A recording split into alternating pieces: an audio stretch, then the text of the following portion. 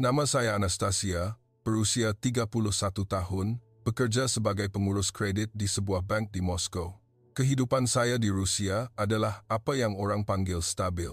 Sebuah rumah banglo di pinggir bandar, kereta Volvo kelabu perak, dan gaji yang membuat rakan-rakan cemburu. Tetapi, setiap petang apabila pulang ke rumah, saya hanya akan menemui kesunyian. Ini kerana kebanyakan lelaki Rusia yang sesuai pada usia saya terbahagi kepada 3 kategori. 1. Penagih arak. 2. Penagih judi. 3. Penagih kedua-duanya. Saya pernah mencuba ketiga-tiga jenis ini, dan hasilnya adalah hati yang hancur dan pankreas yang hampir musnah. Pada hari itu, saya menerima mesej daripada satu-satunya adik perempuan saya, Maria, 28 tahun. Kak, saya akan berkahwin dengan Zulkifli, seorang lelaki Malaysia. Saya hampir membaling telefon. Malaysia, sebuah negara yang saya kenali hanya daripada berita pelancong ditipu, lelaki kecil berkulit gelap, berbaju batik menaiki Grab dan tersenyum manis, hanya untuk mengauk wang daripada pelancong wanita. Saya terus membalas, Maria, jangan gila. Balik sekarang. 2 hari kemudian, saya menaiki pesawat ke Kuala Lumpur. Tiket kelas perniagaan, 1 beg pakaian, dan matlamat yang jelas. Menyeret adik saya kembali ke Rusia sebelum terlambat. Sepanjang penerbangan 12 jam, saya melihat gambar-gambar di telefon Maria, gambar dia bersama seorang lelaki. Dia tersenyum lebar, gigi putih bersih, kulit sawo matang. Hanya dengan melihat, saya tahu dia pastilah sejenis pemburu wang. Saya tangkap skrin dan hantar kepada rakan saya di Moskow. Lihat, lelaki macam inilah yang akan menipu adik aku. Rakan saya membalas dengan emoji ketawa terbahak-bahak. Pesawat mendarat di lapangan terbang antarabangsa Kuala Lumpur pada jam 3 pagi. Saya menjangkakan kekecohan, lapangan terbang negara membangun pasti huru-hara. Tetapi apa yang saya lihat ialah lantai marmar yang digilap berkilat memantulkan cahaya neon. Tanda arah juga ada dalam bahasa Rusia. Saya terkejut dan terhenti. Seorang pegawai wanita berseragam biru tua berjalan lurus ke arah saya, bercakap bahasa Rusia dengan lohat Moskow tulen. Selamat datang, Cik Anastasia, bukan, Cik Maria meminta saya untuk menjemput Anda. Saya ternganga. Bagaimana orang Malaysia boleh berbahasa Rusia? Dan mengapa mereka bersusah payah datang sejauh ini? Sebuah van putih yang bersih dan kemas membawa saya keluar dari lapangan terbang. Pemandunya seorang lelaki separuh usia, berbaju polo putih bersih. Dia memberikan salam dengan menyentuh tangan ke dada sebelum membuka pintu. Saya masuk ke dalam kereta dengan penuh curiga.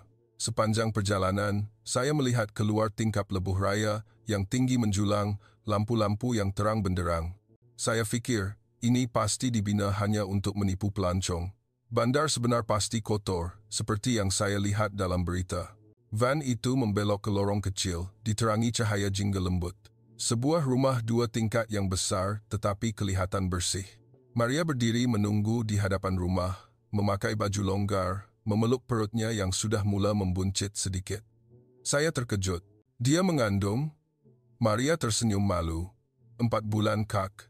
Lelaki itu, Zulkifli, keluar dari rumah. Lebih tinggi daripada yang saya sangka, kira-kira 180 cm. Dia mengangkat tangan memberikan salam kepada saya dengan penuh hormat. Selamat datang, Kak Tasha. Gembira bertemu dengan Anda. Lohat Melayu tulen, tetapi sopan sehingga membuat saya tidak selesa. Saya tidak menjawab, hanya mengangguk dingin. Malam itu, saya hampir tidak tidur, baring di sofa di ruang tamu. Saya terdengar Zulkifli bercakap perlahan dengan Maria di dapur, disusuli ketawa kecil adik saya. Suara itu, suara yang saya tidak pernah dengar daripada Maria selama bertahun-tahun, sejak ibu bapa kami meninggal dunia. Saya menggenggam penumbuk. Esok, saya mesti berterus terang. Saya mesti menyeret adik saya pulang, walau apapun caranya. Saya masih belum tahu bahawa dalam 3 hari yang akan datang, semua kepercayaan yang saya pegang selama 31 tahun akan runtuh sepenuhnya. Keesokan paginya, saya terbangun kerana bau harum yang lembut, bau pandan bercampur halia. Maria keluar dari dapur membawa dulang sarapan, bubur nasi ikan dengan daun limau purut, nasi lemak dengan telur masin. Zulkifli menyusul di belakang, memegang segelas jus oren segar. Jemput, Kak Tasha. Mari sarapan dulu. Saya memandang bubur itu dan mengerutkan dahi. Kenapa perlu letak daun dalam makanan? Maria ketawa perlahan. Itu daun limau purut, Kak. Harum. Cuba rasa dulu. Saya menyuap satu sudu ke mulut. Rasanya begitu enak sehingga saya menyuap sudu kedua tanpa sedar. Saya mengetap gigi. Tidak kira betapa sedapnya makanan ini, ia tidak akan mengubah kenyataan. Lelaki ini masih ancaman. Selepas sarapan, Zulkifli meminta izin untuk membawa saya ke klinik, hospital. Maria perlu pemeriksaan rutin hari ini. Saya akan bawa Kak Tasya pergi. Saya bersetuju, berharap dapat peluang bercakap berdua-duaan dengan adik saya. Dalam perjalanan, kesesakan jalan raya sama seperti Moskow pada musim sejuk. Saya mula merumut. Kenapa jalan di Malaysia teruk sangat? Sesak setiap hari ke? Zulkifli tersenyum, tidak membalas. Kami tersekat lama sehingga terdengar bunyi siren. Semua kereta di lorong kami mula berganjak ke tepi satu persatu. Tiada siapa yang membunyikan hon, tiada siapa yang memaki. Malah bas pun berundur memberi laluan kepada ambulans untuk melintas dengan cepat. Saya ternganga. Di Moskow, dalam kesesakan seperti ini, ia akan mengambil masa sekurang-kurangnya 10 minit sebelum orang sanggup berganjak. Di sini, tidak sampai 30 saat. Saya mengerling ke arah Zulkifli. Dia mengangkat tangan memberikan salam terima kasih kepada pemandu kereta di sebelah yang memberi laluan. Saya mula merasa tidak selesa di dada. Hospital yang kami tuju bernama Hospital Chancellor Tuanku Muhriz UKM.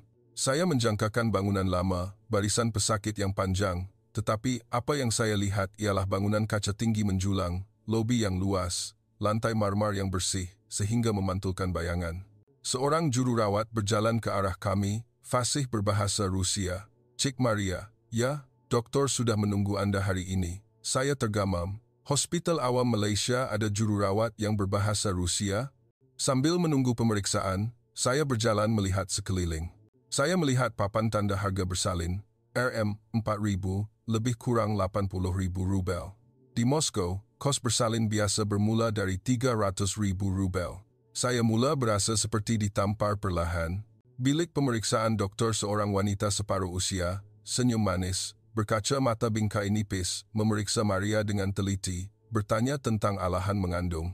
Kemudian, dia menghidupkan mesin imbasan ultrasound, menunjukkan imej bayi kecil bergerak dalam perut Maria. Doktor bercakap dalam bahasa Inggris bercampur Melayu. Zulkifli menterjemahkan setiap ayat untuk saya. Bayi sangat sihat.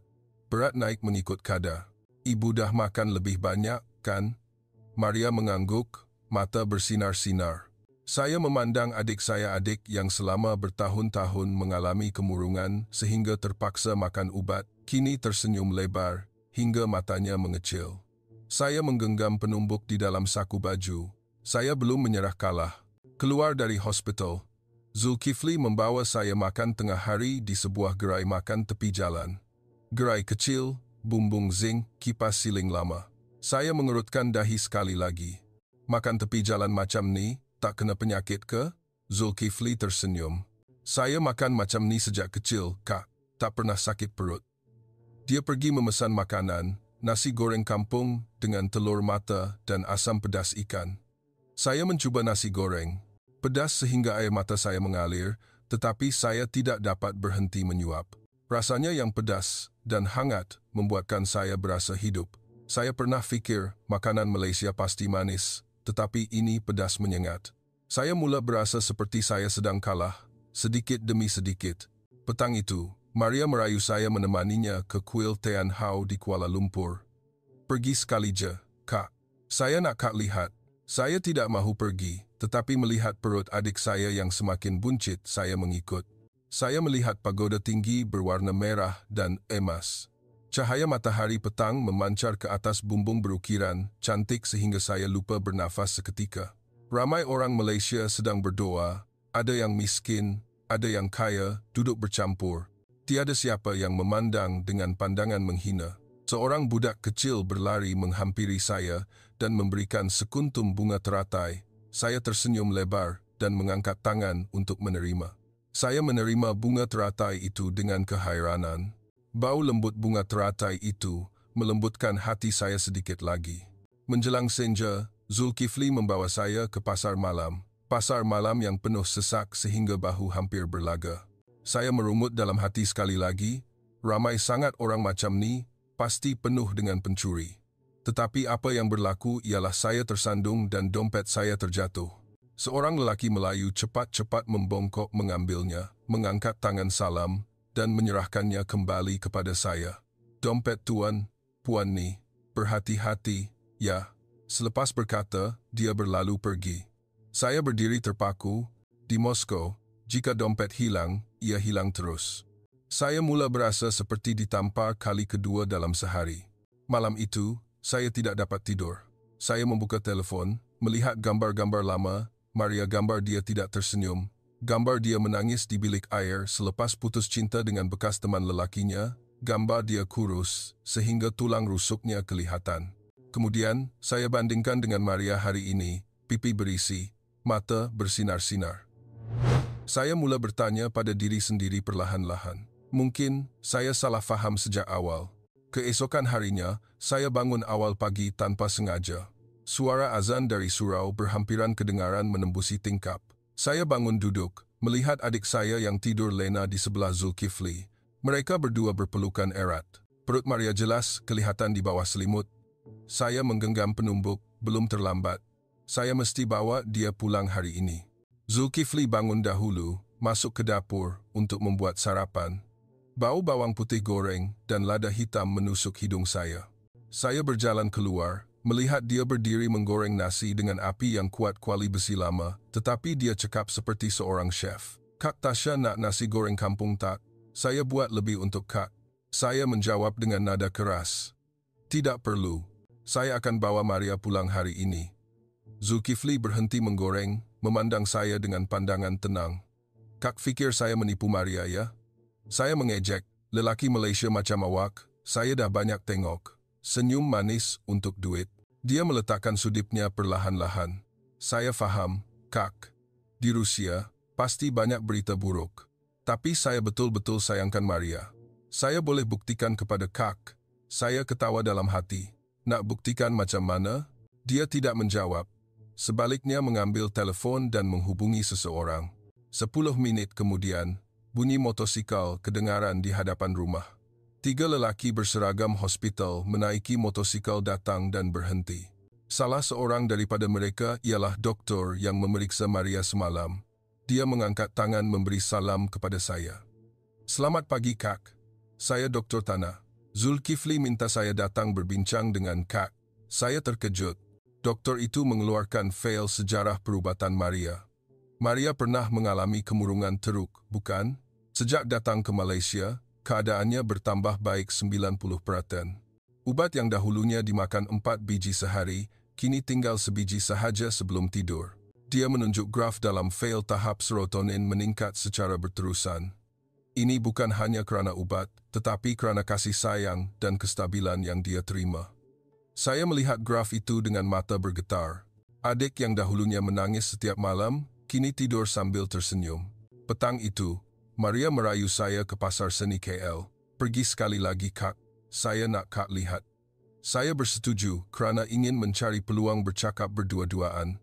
Pasar itu dipenuhi dengan gerai-gerai kecil. Orang Malaysia duduk menjual barangan, tersenyum dan bertegur sapa.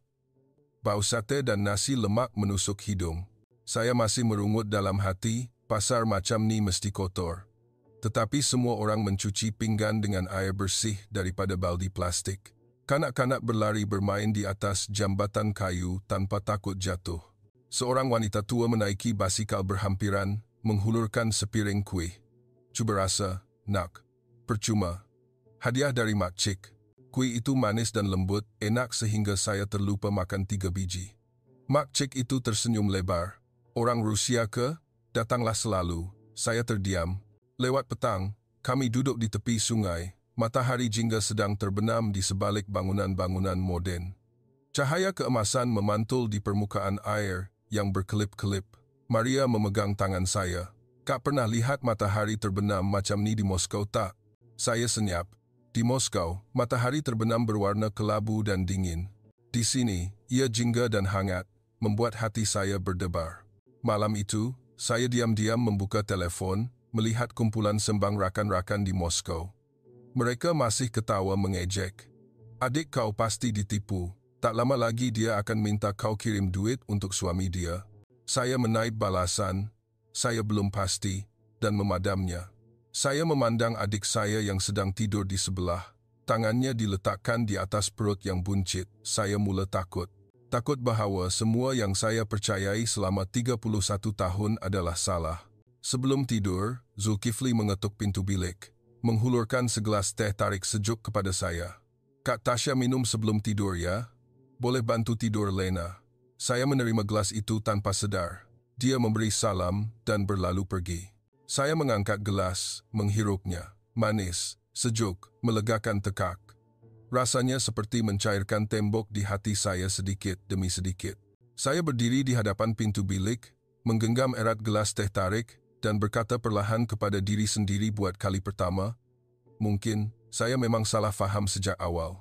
Keesokan harinya, saya terbangun kerana bunyi hujan yang lebat di atas bumbung zinc. Langit gelap, seperti Moskow pada musim luruh. Tetapi di sini, hujan selebat ini, bandar pasti akan tenggelam. Saya membuka pintu. Zulkifli sedang mengangkat karung pasir, meletakkannya menghalang di hadapan rumah. Maria berdiri memegang payung untuknya, perut buncit tetapi masih tersenyum. Hujan lebat sangat, Kak. Tapi jangan risau, rumah kami tak pernah banjir. Saya mengejek dalam hati. Rumah kayu 2 tingkat macam ni, pasti banjir. 10 minit kemudian, 3-4 keluarga jiran berjalan datang, membawa cangkul dan karung pasir. Tiada siapa yang menyuruh, tetapi semua orang membantu mengangkat karung, membina benteng di hadapan lorong secara automatik. Seorang makcik jiran menjerit kepada Zulkifli, Zul, jangan risaukan rumah makcik, pergi tolong rumah orang tua dulu. Saya berdiri tergamam. Di Rusia, apabila banjir, setiap orang lari sendiri-sendiri. Di sini, mereka memilih untuk menolong orang lain sebelum diri sendiri. Hujan masih tidak berhenti. Maria tiba-tiba mengalami sakit perut. Mukanya pucat, tangannya memegang perut. Kak, sakit mencengkam di perut bawah. Saya terkejut sehingga kaki kaku. Kandungan 4 bulan, sakit macam ni pasti gugur. Zulkifli mengangkat Maria segera ke dalam kereta. Hujan turun mencurah-curah seperti dicurah dari langit. Jalan mula dinaiki air setinggi buku lali. Kereta beratur panjang, ambulans pasti tidak sempat tiba. Saya menjerit. Macam mana ni? Hospital jauh sangat. Zulkifli mengangkat telefon, mendial 1 nombor. Tidak sampai 2 minit, bunyi motosikal berkuasa tinggi bergema. Sekumpulan lelaki berpakaian jaket pantulan cahaya jingga menaiki 5 buah motosikal berkuasa tinggi tiba. Seorang daripada mereka mengangkat tangan memberi salam kepada Zulkifli. Zul call ya, kami sukarelawan penyelamat. Naik kereta kami. Mereka membantu Maria menaiki motosikal yang dipasang pengusung glove compartment. Semua kereta di jalan yang airnya sudah mencecah paras lutut berpecah memberi laluan secara automatik. Tiada siapa yang membunyikan hon, tiada siapa yang memaki. Saya naik membonceng motosikal yang lain. Angin hujan memukul, tetapi jantung saya berdebar kencang. Hanya mengambil masa 7 minit, kami sampai ke hospital di tengah-tengah banjir. Doktor yang pernah memeriksa Maria sudah menunggu di hadapan bilik kecemasan. Selepas pemeriksaan, disimpulkan bahawa Maria mengalami pendarahan sedikit kerana tekanan. Selepas suntikan penenang otot, bayi selamat. Saya terduduk di lantai bilik kecemasan, air mata mengalir tanpa sedar. Jika di Rusia, hari ini mungkin saya kehilangan kedua-dua ibu dan anak. Keluar dari hospital, hujan masih tidak berhenti. Kumpulan sukarelawan penyelamat berdiri menunggu di luar. Seorang menghulurkan baju hujan kepada saya. Tuan, puan pakai dulu ya, nanti demam. Saya bertanya dengan suara bergetar. Macam mana awak semua kenal Zulkifli dan datang menolong secepat ini? Ketua pasukan itu tersenyum. Kami jiran, Kak. Dalam komuniti kami, kalau ada sesiapa dalam kesusahan, semua orang tolong, tak perlu kenal pun tak apa. Saya melihat wajah 10 lebih orang Malaysia yang berdiri basah kuyup tetapi tersenyum. Tiada siapa yang merungut, tiada siapa yang meminta wang. Saya mengangkat tangan memberi salam tanpa sedar kali pertama dalam hidup saya memberi salam kepada seseorang dari hati yang ikhlas. Petang itu, Maria tidur kerana ubat penenang. Saya dan Zulkifli duduk di balkoni. Hujan masih renyai-renyai. Dia bercakap perlahan, Kak Tasya mungkin fikir orang Malaysia miskin, tapi kami miskin harta, kaya hati. Masa Maria datang kali pertama, dia menangis setiap malam.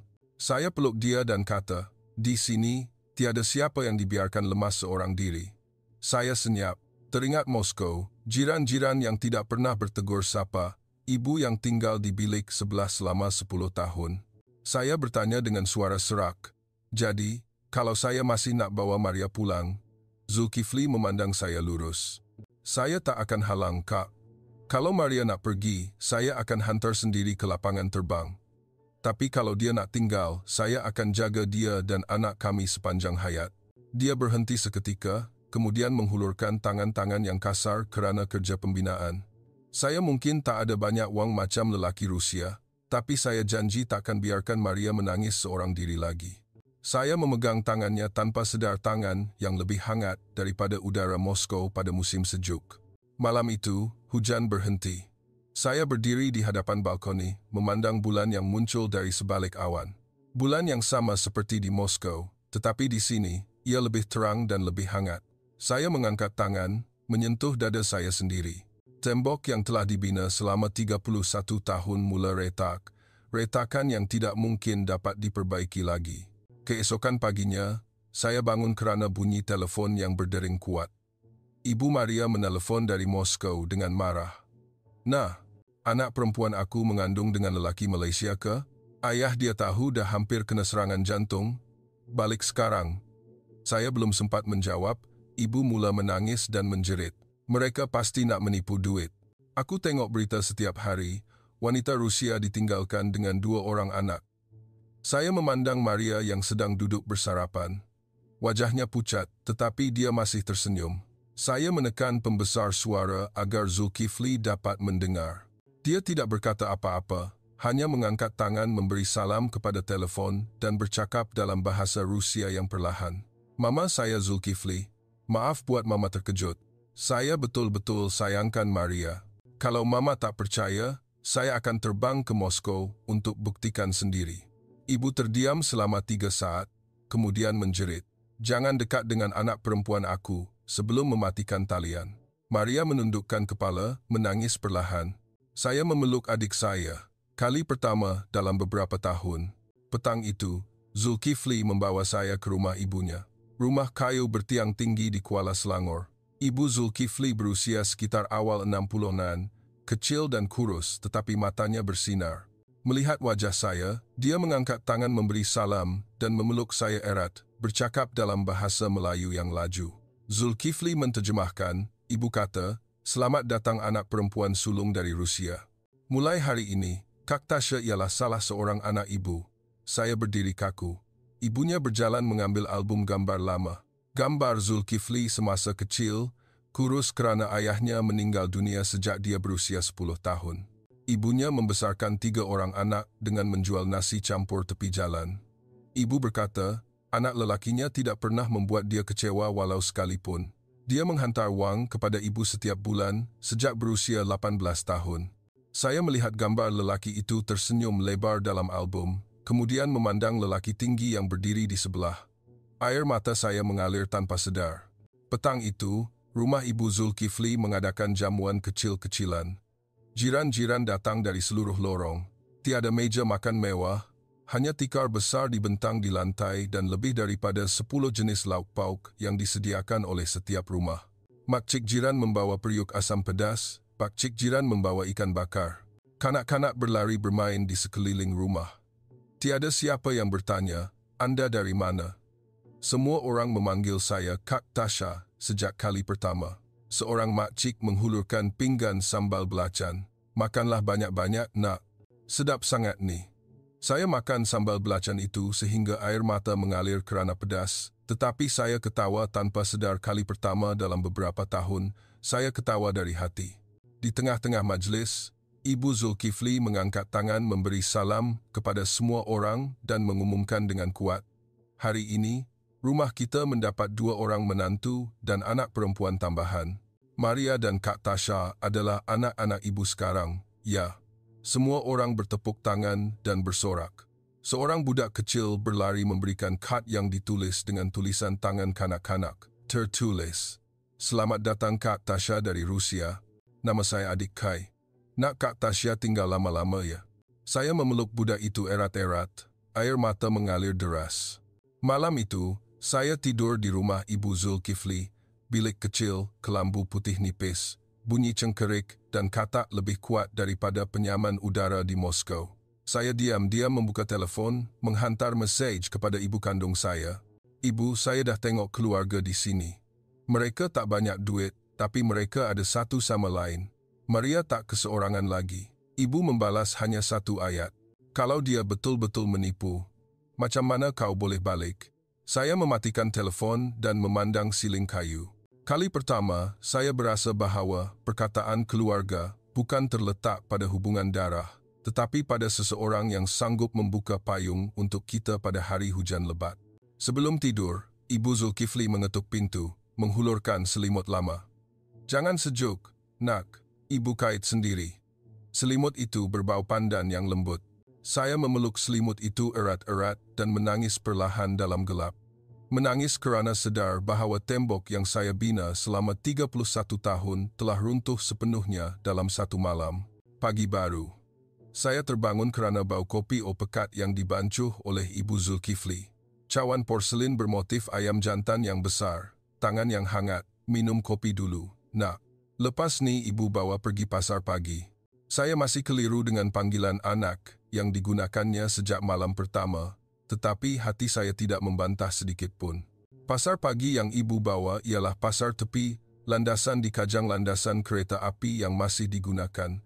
Tetapi setiap pagi bertukar menjadi pasar basah. Gerai menjual sayur, ikan, udang betul-betul di atas landasan kereta api. Mata saya terbeliak. "Nanti kalau kereta api datang, semua orang mati ke?" Ibu ketawa terbahak-bahak. "Tak mati, nak. Cuma kena lipat payung dan tunduk sikit je." Tepat jam 8 pagi, bunyi whistle kereta api kedengaran.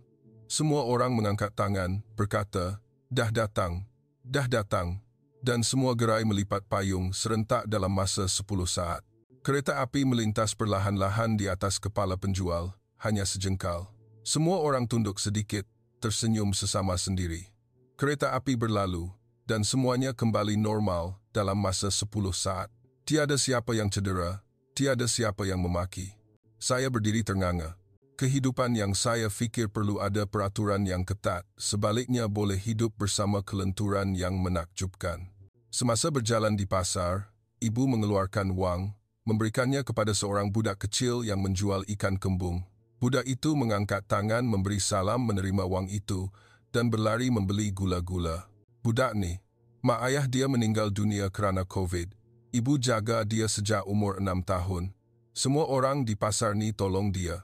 Saya memandang budak itu yang berlari sambil tersenyum, kemudian teringat diri saya sendiri semasa kecil. Ibu bapa saya bergaduh setiap hari sehingga bercerai. Tiada siapa yang pernah membelikan gula-gula seperti ini. Tengah hari itu, saya menerima panggilan telefon dari bank di Moskow. Ketua saya menelefon dengan suara marah. "Nah, kau ambil cuti mengejut macam ni, syarikat ada masalah. Kalau tak balik dalam masa 3 hari, aku anggap kau berhenti kerja." Saya terkejut. Kerja yang saya sayangi, gaji tinggi, rumah yang sedang dibayar semuanya akan hilang. Saya berpaling memandang Maria yang sedang duduk mengait baju bayi bersama Ibu Zulkifli. Dia tersenyum kepada saya dengan penuh kehangatan. Saya menekan tamat panggilan tanpa menjawab apa-apa. Petang itu, Zulkifli membawa saya ke tempat kerjanya. Dia seorang jurutera pembinaan projek laluan MRT Putrajaya. Tapak pembinaan luas, ratusan pekerja, tetapi apa yang saya lihat ialah semua pekerja memakai topi keselamatan, mempunyai insurans hayat, kantin percuma dan bilik rawatan. Saya pernah jadi pekerja binaan, Kak. Saya tahu betapa susahnya pekerja. Jadi, kami tubuhkan tabung bersama. Kalau ada sesiapa sakit, semua orang bantu bayar kos rawatan. Seorang pekerja berjalan datang, memberi salam kepada saya.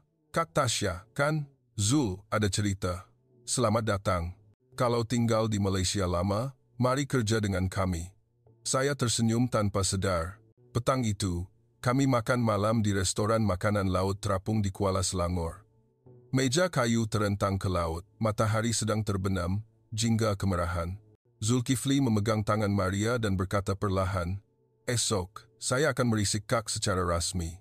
Saya akan buktikan kepada Kak yang saya betul-betul sayangkan Maria." Saya senyap, kemudian bertanya soalan yang telah lama tergantung di hati saya. Kalau suatu hari nanti, Maria nak balik Rusia, dia memandang saya lurus. Saya akan ikut, Kak. Akan tinggal dengan dia di Moskow. Anak kami boleh tinggal dengan ibu dan nenek dia. Maria menangis. Saya juga mengalirkan air mata. Lelaki ini sanggup meninggalkan segala-galanya untuk adik saya, sedangkan bekas teman lelaki saya di Rusia pernah berkata, "Kalau awak nak anak, saya belum bersedia." Malam itu, saya duduk berbual dengan Maria, berdua-duaan, kali pertama. "Kak, saya betul-betul gembira. Di sini, tiada siapa yang menghukum saya kerana pernah sakit kemurungan. Tiada siapa yang memandang saya sebagai masalah. Semua orang sayangkan saya seadanya. Saya memeluk adik saya erat-erat. Kak faham. Kak takkan bawa kau pulang lagi." Maria menangis dalam pelukan saya. Saya turut menangis-menangis kerana sedar bahawa cinta yang saya cari selama 31 tahun tidak berada di Moskow. Ia ada di sini, di tanah yang pernah saya pandang rendah.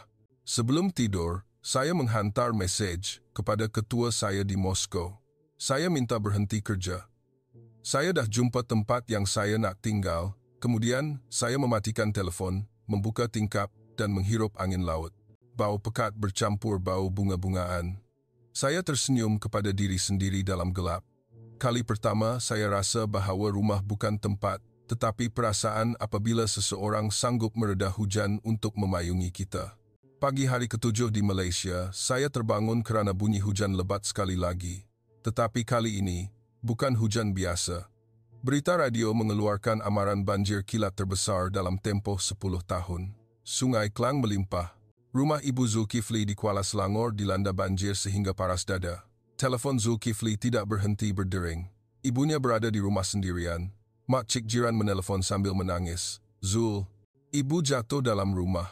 Air dah paras dada dan kaki ibu patah." Muka Zulkifli pucat. "Maria, kandungan 4,5 bulan, belum pulih sepenuhnya dari semalam." Saya menjerit serta-merta, saya ikut. Kami menaiki sebuah pacuan 4 roda milik jiran yang dinaikkan. Hujan turun mencurah-curah seperti langit akan runtuh. Jalan bertukar menjadi sungai. Kesesakan kereta beratur panjang berkilometer. Zulkifli mendail kumpulan sukarelawan penyelamat yang sama, tetapi kali ini suara balasannya serak. "Zul, bot kami tersangkut di seberang sana. Arus terlalu kuat." Saya memandang jam. Jika lambat sejam lagi, ibu mungkin mati kerana lemas atau pendarahan. Maria menangis di dalam kereta. "Kak, ibu akan mati ke?" Saya menggenggam steering kereta erat-erat sehingga buku jari putih dan membuat keputusan terbesar dalam hidup saya. Saya yang akan pandu. Saya menekan pedal minyak, mereda banjir yang mencecah paras pinggang. Enjin kereta menderu, air memercik ke cermin. Zulkifli menjerit memberi arah daripada telefon yang masih dapat menghubungi jiran. "Belok kiri 500 meter lagi." Saya memandu mereda air pada kelajuan 70 km/j. Kereta bergegar seperti akan pecah. Maria memegang erat-erat. "Ya Tuhan, tolonglah." 47 minit kemudian, kami tiba di rumah ibu. Air banjir memang setinggi paras dada. Rumah kayu bertiang tinggi, tetapi lantai bawah tenggelam sepenuhnya. Ibu terbaring tidak sedarkan diri di lantai tingkat atas. Kakinya patah, bengkok, darah mengalir perlahan. Zulkifli menangis buat kali pertama di hadapan saya. "Ibu, saya tidak berlengah." Saya mengangkat ibu yang kecil dan kurus ke atas belakang. Zulkifli mendukung Maria. Kami berenang mereda banjir keluar dari rumah. Jiran-jiran berdiri menunggu di jalan yang lebih tinggi, menangis dan menjerit memberi semangat. Ada yang menghulurkan tali, ada yang menghulurkan dayung. Tiada siapa yang lari. Semua orang berdiri menunggu untuk membantu. Saya mendukung ibu sambil berenang mereda arus deras. Kaki ibu terhantuk kaki saya sehingga berdarah, tetapi saya tidak merasa sakit. Hanya terdengar degupan jantung saya sendiri yang kuat. "Jangan mati, ibu. Jangan mati." Akhirnya, kami sampai ke jalan yang tidak banjir. Ambulans sukarelawan penyelamat tiba tepat pada masanya. Pemandunya ialah ketua pasukan yang pernah membantu Maria semalam. Dia menangis melihat ibu, Zul, naik kereta cepat. Dalam perjalanan ke hospital, ibu masih tidak sadarkan diri. Oksigen rendah, tekanan darah menurun. Dokter di dalam ambulans menjerit, pendarahan dalaman. Kena bedah segera. Saya menggenggam tangan ibu yang sejuk dan menangis buat kali pertama di hadapan semua orang. Ibu kena selamat. Saya baru dapat ibu. Sampai di hospital Tengku Ampuan Rahimah, Klang, lebih daripada 10 orang pasukan perubatan menunggu di hadapan bilik kecemasan. Doktor bedah dan doktor perubatan dalaman berlari bertentangan. Pembedahan segera selama 4 jam. Saya berdiri memegang pagar bilik bedah. Zulkifli memeluk Maria sambil menangis. Jiran-jiran dan sukarelawan penyelamat berdiri menunggu di luar lebih 80 orang. Tiada siapa yang pulang. Semua orang mengangkat tangan berdoa dan bersembahyang bersama-sama. 4 jam 20 minit kemudian, pintu bilik bedah terbuka. Doktor berjalan keluar, menanggalkan pelitup muka, tersenyum lebar sehingga matanya mengecil. Ibu selamat, kaki patah 2, tapi dah boleh disambung. Pendarahan dalaman dah berhenti. Dalam 2 jam, ibu akan sedar. Tangisan kegembiraan bergema di hospital. Zulkifli melutut di lantai. Saya memeluknya, kemudian memeluk semua orang yang menunggu, memeluk sukarelawan penyelamat, memeluk jiran-jiran, memeluk jururawat. Memeluk sehingga baju basah lencun dengan air mata semua orang. Malam itu, ibu sedar di katil pesakit. Tangan kecilnya memegang erat tangan saya. Dia bercakap perlahan, "Anak Tasya, terima kasih tolong ibu." Saya menangis tersesak-esak. Ibu memanggil saya anak. Ibu tersenyum sehingga matanya mengecil. "Sejak hari pertama ibu lihat muka kamu, ibu tahu kamu anak ibu." Saya terduduk di lantai bilik pesakit, menangis sehingga kehabisan tenaga. Menangis kerana sedar bahawa pada hari yang paling teruk dalam hidup saya, puluhan orang asing sanggup mempertaruhkan nyawa untuk keluarga saya. Sedangkan di tanah air saya sendiri, tiada jiran pun pernah mengetuk pintu bertanya khabar. Malam itu, saya mencium dahi ibu dan berjalan keluar ke hadapan bilik pesakit memandang hujan yang masih tidak berhenti. Tetapi kali ini, hujan bukan lagi penderitaan. Ia adalah air yang membersihkan tembok di hati saya sehingga ia runtuh sepenuhnya. Saya mengangkat tangan memberi salam kepada langit yang gelap dan berkata perlahan, "Terima kasih kerana membawa saya ke sini. Terima kasih kerana membiarkan saya tahu bahawa keluarga sebenar bukan lahir dari darah, tetapi dari orang yang sanggup mati untuk satu sama lain." Pagi hari ke-8. Hujan berhenti. Langit biru cerah seolah-olah tidak pernah ada banjir semalam. Saya berdiri di hadapan bilik pesakit.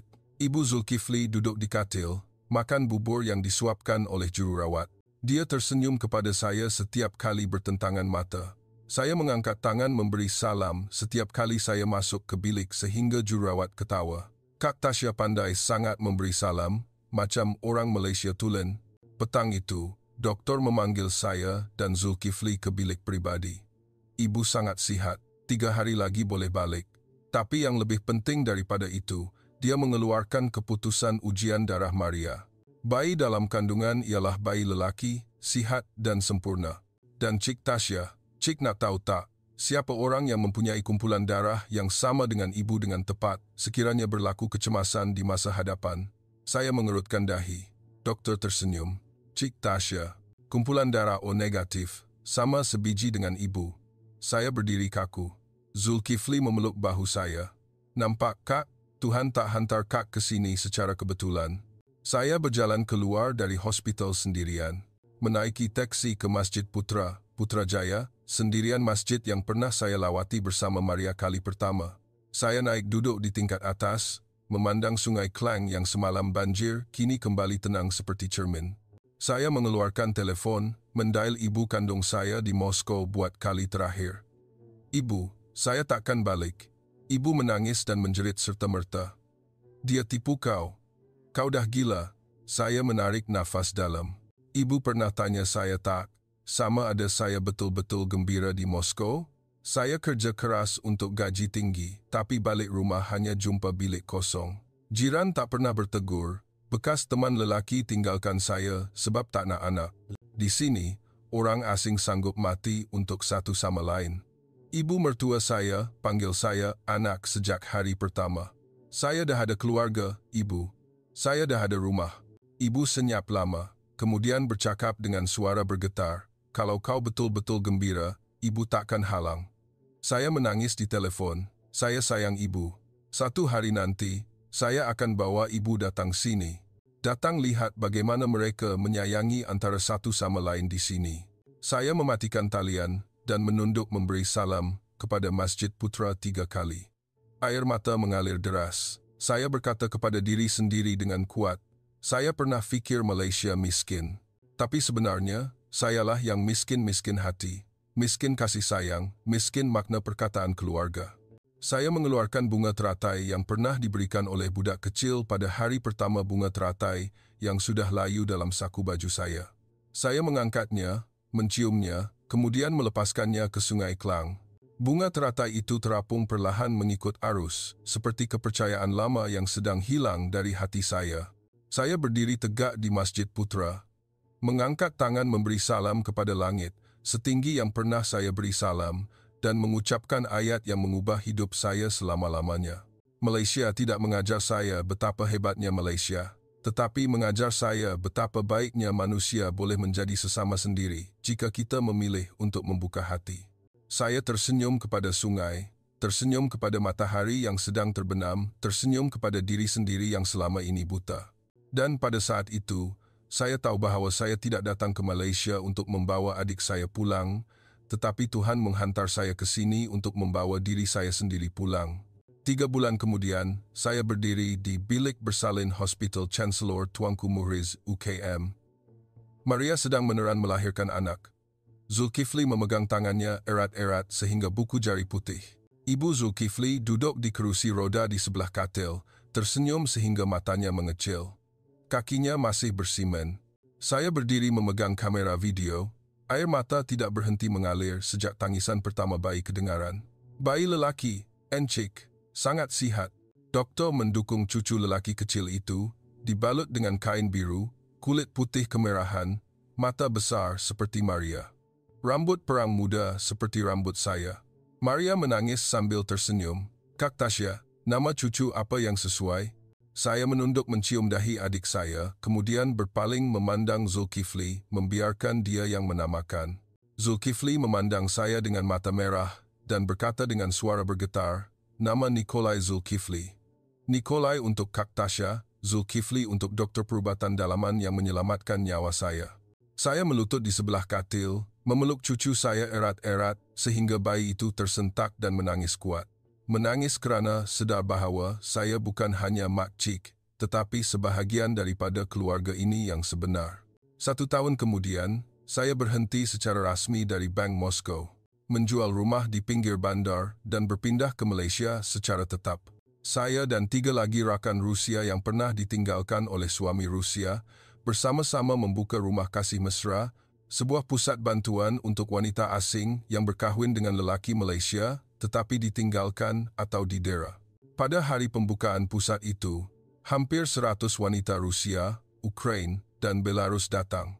Saya berdiri di atas pentas, bercakap dalam bahasa Melayu yang masih berlohat. 3 tahun lalu, saya datang ke sini untuk memarahi adik saya kerana saya percaya lelaki Malaysia menipu wang. Tetapi Malaysia mengajar saya bahawa manusia boleh menipu di mana-mana negara dan boleh menyayangi di mana-mana negara juga. Di sini tidak sempurna. Ada kesesakan, ada banjir, ada masalah seperti di mana-mana. Tetapi di sini ada satu perkara yang sukar ditemui. Orang yang sanggup menghulurkan tangan kepada orang asing tanpa bertanya dahulu berapa banyak wang yang anda ada atau dari mana anda datang. Saya berhenti seketika. Kemudian mengangkat tangan memberi salam kepada semua orang di dalam dewan. Hari ini, saya datang bukan untuk mengatakan Malaysia terbaik, tetapi untuk mengatakan bahawa jika kita membuka hati, kita boleh menemui rumah di mana-mana. Dan rumah yang sebenar adalah tempat di mana seseorang sanggup basah dalam hujan untuk memayungi kita. Tepukan gemuruh bergema. Ramai wanita menangis kerana buat kali pertama mereka berasa bahawa mereka tidak keseorangan. Pada masa ini, rumah kasih mesra telah berkembang menjadi 3 cawangan, telah membantu lebih daripada 700 wanita. Saya berkahwin dengan seorang jurutera muda Malaysia yang pernah membantu mengangkat karung pasir pada hari banjir. Dia tidak pernah bertanya tentang gaji lama saya. Hanya ada satu ayat pada hari dia melamar, "Saya mungkin tak boleh bagi kad banyak seperti Moskow, tapi saya boleh bagi seluruh hati saya." Setiap petang, saya akan membawa Nikolai Zulkifli, cucu lelaki berusia 4 tahun, duduk di tepi Sungai Klang. Mengajarnya bercakap bahasa Rusia bercampur Melayu dan menceritakan kisah tentang bagaimana suatu hari makcik pernah buta, tetapi Malaysia membantu membuka mata makcik dan ibu dia. Budak kecil itu akan ketawa, kemudian berlari mengambil bunga teratai untuk saya, sama seperti budak kecil itu 4 tahun yang lalu. Saya menerima bunga teratai itu, menciumnya, kemudian melepaskannya ke sungai seperti hari itu. Kerana saya tahu, bunga teratai tidak pernah mati dalam lumpur. Ia hanya menunggu hari apabila seseorang menghulurkan tangan untuk memberinya kehidupan, dan Malaysia adalah tangan yang dihulurkan untuk memberi saya kehidupan pada hari saya tenggelam paling dalam. 5 tahun berlalu, seolah-olah mimpi. Hari ini adalah hari ulang tahun Nikolai Zulkifli yang kelima. Rumah Kasih Mesra Cawangan pertama di Kuala Selangor mengadakan majlis besar. Lebih daripada 70 kanak-kanak berdarah campuran berlari bermain di padang rumput. Bendera Rusia, Ukraine, Jerman, China, Laos, Kemboja dipacak berbaris dalam bulatan di bawah kanvas putih. Ada papan tanda yang ditulis dengan tulisan tangan kanak-kanak, "Di sini tiada orang asing, hanya keluarga yang belum kita kenali." Saya berdiri di atas pentas kayu yang dicat oleh kanak-kanak, memegang mikrofon yang masih bergetar sedikit seperti hari pertama dan bercakap dalam bahasa Melayu yang lancar sehingga saya sendiri terkejut. 5 tahun lalu, saya datang ke sini dengan satu beg pakaian dan hati yang penuh dengan tembok. Saya fikir saya datang untuk menyelamatkan adik saya. Tetapi sebenarnya, Malaysia yang menyelamatkan saya, menolong membuka mata saya yang buta selama 31 tahun. Menolong mengajar saya bahawa kebesaran sesebuah negara tidak diukur dengan bangunan tinggi atau wang dalam bank, tetapi diukur dengan sama ada pada hari hujan lebat, ada seseorang yang sanggup basah untuk memayungi kita. Hari ini, saya berdiri di sini bukan untuk mengatakan Malaysia adalah yang terbaik di dunia, tetapi untuk mengatakan bahawa dunia akan menjadi lebih baik jika kita semua memilih untuk menjadi orang Malaysia dalam hati kita sendiri. Memilih untuk menghulurkan tangan, memilih untuk tersenyum kepada orang asing, memilih untuk percaya bahawa walaupun kita bercakap bahasa yang berbeza, kita menangis dengan cara yang sama dan kita ketawa dengan cara yang sama. Saya menarik nafas dalam, kemudian mengangkat tangan memberi salam kepada semua orang di majlis itu. Terima kasih kerana membiarkan saya dilahirkan semula. Terima kasih kerana membiarkan saya menjadi manusia sekali lagi. Dan terima kasih kepada adik saya yang membuat saya berani terbang merentasi dunia untuk memarahi orang Malaysia. Tetapi akhirnya saya mencintai orang Malaysia, lebih daripada saya mencintai diri saya sendiri. Tepukan gemuruh bergema. Nikolai Zulkifli berlari naik ke pentas, memeluk kaki saya erat-erat dan menjerit ke mikrofon dengan bahasa Melayu bercampur Rusia, "Kak Tasha hebat sangat di dunia ni." Semua orang ketawa sehingga air mata mengalir. Menjelang senja, majlis tamat. Saya berjalan berdiri sendirian di jeti belakang Rumah Kasih Mesra. Sungai Klang yang pernah membanjiri rumah kami 5 tahun lalu, kini tenang dan jernih sehingga memantulkan bintang. Saya mengambil bunga teratai segar yang diberikan oleh kanak-kanak hari ini. Menulis mesej ringkas di kelopak bunga dengan pen penanda. Daripada seseorang yang pernah memandang rendah, kepada tanah yang mencintai saya lebih daripada saya mencintai diri saya sendiri. Terima kasih kerana mengajar saya bahawa bunga teratai tidak pernah lahir dalam air jernih tetapi lahir dalam lumpur. Dan saya juga begitu, dilahirkan semula kerana lumpur yang bernama Malaysia. Saya melepaskan bunga teratai itu ke dalam air. Ia terapung perlahan mengikut arus, seperti kehidupan saya yang pernah tenggelam, tetapi kini terapung ke hadapan dengan tenang. Saya mengangkat tangan memberi salam kepada sungai untuk kali terakhir, kemudian berpaling ke arah keluarga yang sedang menunggu di pantai. Maria mendukung anak lelaki kedua yang baru lahir. Zulkifli memeluk bahu ibu yang sudah boleh berjalan seperti biasa. Kanak-kanak melambai, memanggil, "Kak Tasha, jom balik rumah." Saya tersenyum lebar sehingga pipi sakit, dan berjalan kembali ke arah mereka. Kerana saya tahu, perjalanan sebenar saya tidak bermula di lapangan terbang Moskow, tetapi berakhir di sini, di mana saya belajar bahawa rumah bukan tempat kita dilahirkan, tetapi tempat yang kita pilih untuk cintai dan rela mati kerananya. Dan saya telah memilihnya buat selama-lamanya.